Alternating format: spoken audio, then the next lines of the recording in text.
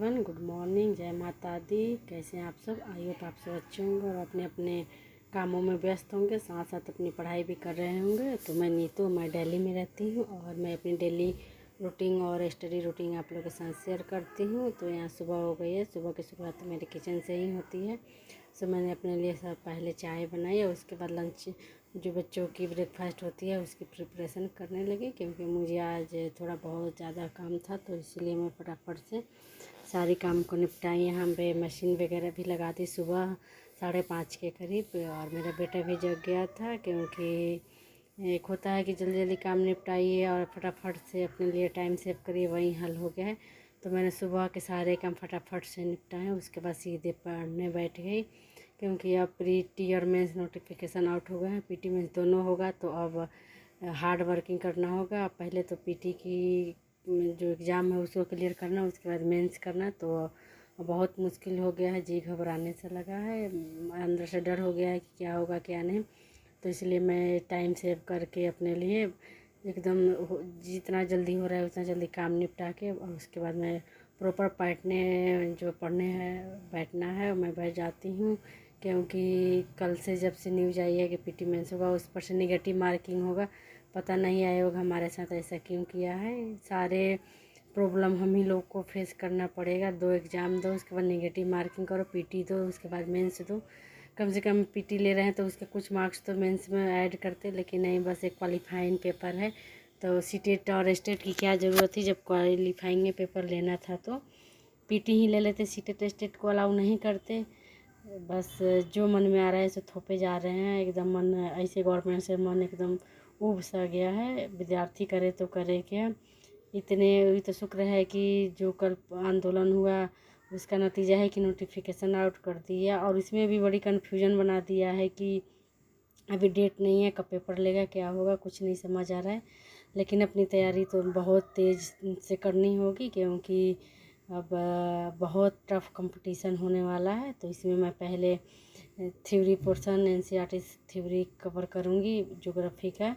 इसमें ज्योग्राफी अब समझिए पहले था तो हिस्ट्री पॉलिटी और इकोनॉमिक नहीं पढ़ी हूँ मैं, क्योंकि मेरे सिलेबस में नहीं था। लेकिन अब तो पीटी के लिए सभी पढ़ना होगा और डेप्थ में जाके पढ़ना होगा, क्योंकि पहले था कि चलो INA पढ़ लो 8 नंबर के लिए, तो अब उसको डेप्थ में ही होगा। तो यहाँ देखिए प्राकृतिक संकट तथा आपदाएँ ज्योग्राफी में पढ़ रही हूँ। तो इसमें मैं फटाफट से इस टॉपिक को कवर करूँगी, क्योंकि अब डेप्थ में ही करना होगा। उसके बाद मैं लूसेंट का बुक जीके जीएस के लिए लूसेंट काफ़ी इम्पोर्टेंट है, इसको ये तो पढ़ना ही होगा, हर हाल में पढ़ना होगा और अच्छे से पढ़ना होगा हर टॉपिक को। तो मैंने अपना एनसीईआरटी और एससीईआरटी जो बुक्स मैं ली हूँ उसमें भी ज्योग्राफी पढ़ी, तो यहाँ पे भी मैं ज्योग्राफी करूँगी।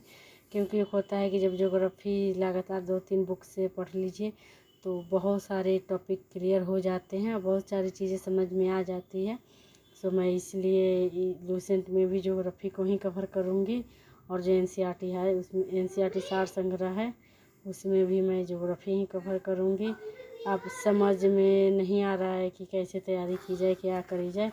और मैं बैच लूँगी। आप लोग पूछते हैं कि दीदी क्या आप बैच किसका ली थी? तो मैं ऑफिसर्स अकेडमी का बैच ली थी, और अभी भी मैं जो प्री का होगा ऑफिसर्स अकेडमी का ही बैच लूँगी। क्योंकि जिस सर से मैं पढ़ी हूँ अगर उसे दोबारा हमें पढ़ाएंगे तो चीज़ें मुझे बेहतर, मेरा मानना है कि बेहतर तरीके से समझ में आएंगी।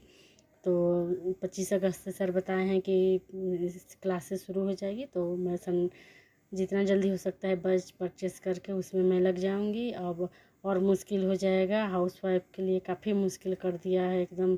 और मैंने होता है ना, लेडीज़ के लिए बहुत मुश्किल का दौर हो गया है।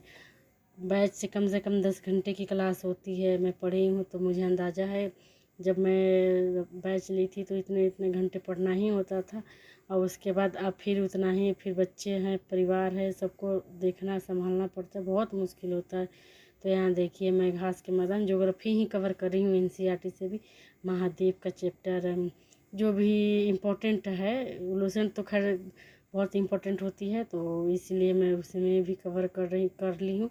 और जो अभी एनसीईआरटी सार संग्रह करूँगी इसमें भी मैं महाद्वीप पे का ही कवर करूँगी, ताकि 3 बुक एक साथ जब पढ़ूँगी तो समझ में आएगी मुझे, क्योंकि अब बिना डेप्थ में जाके अब एक एक लाइन पढ़ना होगा। एकदम रट्टू सर का कहना हो मेरे है कि रट्टू तोता बनो, तो वैसा ही बनना होगा, क्योंकि कंपटीशन तो आप सबको पता है कि कितना होगा। पहले इस पेपर को क्वालिफाई करिए तब मेंस का, तो सबसे मेन हो गया है कि पहले सीढ़ी पार करना। तो इसके लिए तो एकदम से कलम को घिसना ही होगा। और फिर से मैं अब फिर रीस्टार्ट करके नोट्स बनाने वाली हूँ। जब मेरे बैच स्टार्ट हो जाएंगे तो फिर से मैं नोट्स बनाऊँगी। मैं पहले बनाई हूँ, लेकिन फिर से मैं जो जो बनाई हूँ उसका भी बनाऊँगी, जो नहीं बनाई हूँ उसका भी बनाऊँगी। तो अब देखिए क्या होता है। अब हमारा किस्मत ही ऐसा है, तो सारे एक्सपेरिमेंट हम ही लोगों पे हो गया है। और एक दीदी मेरे से पूछी हैं, कि बहन मेरे से पूछी हैं कि मेरा स्टेट पेपर 2 क्लियर है और मेरी रिज़ल्ट आ गई है, लेकिन यूनिवर्सिटी से हमें डिग्री नहीं मिली। तो देखिए डियर, अगर आपके पास मार्कशीट अवेलेबल है तो आप फॉर्म आराम से भर सकते हैं। ऐसा नहीं आपके फाइनल ईयर का मार्कशीट होना चाहिए, मार्कशीट ही अपलोड होता है। बस मैट्रिक और ग्रेजुएशन, मैट्रिक और इंटर का डॉक्यूमेंट्स लगता है, जो आपका होता है मार्क्स का, सॉरी उसको क्या कहते हैं, मैट्रिक का सर्टिफिकेट के हिसाब से ही आप कर सकती हैं। और इंटर का और उसके बाद से ग्रेजुएशन का सबका मार्कशीट अधिकतर लगता है, तो मेरे हिसाब से हो जाएगा। क्योंकि जब मैं TRE 1 में भरी थी उसमें बीएड वालों को नहीं लिया था, तो उसमें मैं मार्कशीट ही डाली थी, तो मेरा उसमें हो गया था। सेंटर भी अलाउ कर दिया था, लेकिन मैं नहीं पेपर दी, क्योंकि होता है कि जब जो वाले कर दिया है अलग तो नहीं दूँ, तो इसीलिए। तो आप कन्फ्यूजन में मत रहिए, आपका ज़रूर हो जाएगा। आप कोशिश करिए कि आपकी डिग्री रहे तो सबसे ज़्यादा बेहतर होता है। सो और कोई कन्फ्यूजन होगा तो कमेंट ज़रूर करिएगा। जहाँ तक मुझे जानकारी होगी मैं आपको सोल्यूशन ज़रूर बताऊँगी।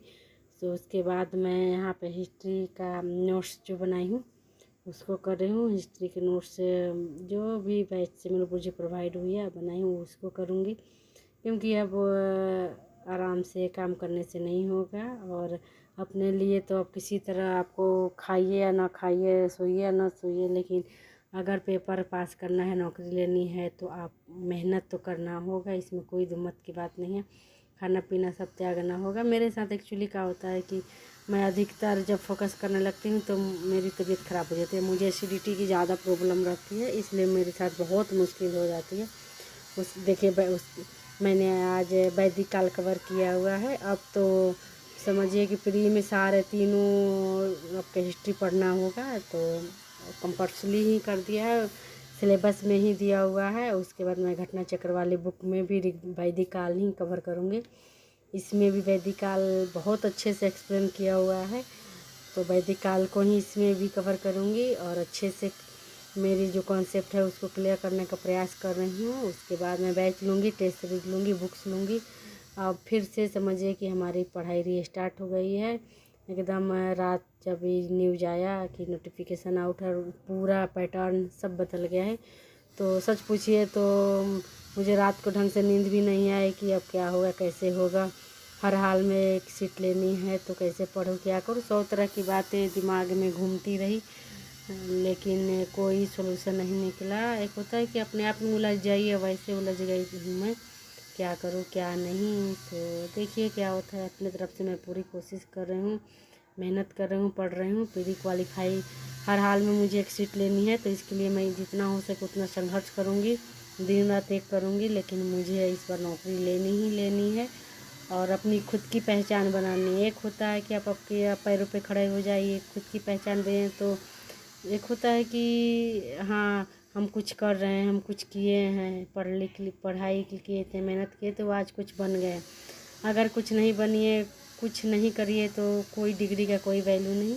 तो यहाँ वैदिक काल देखिए, इसमें भी मैं कवर कर रही हूँ।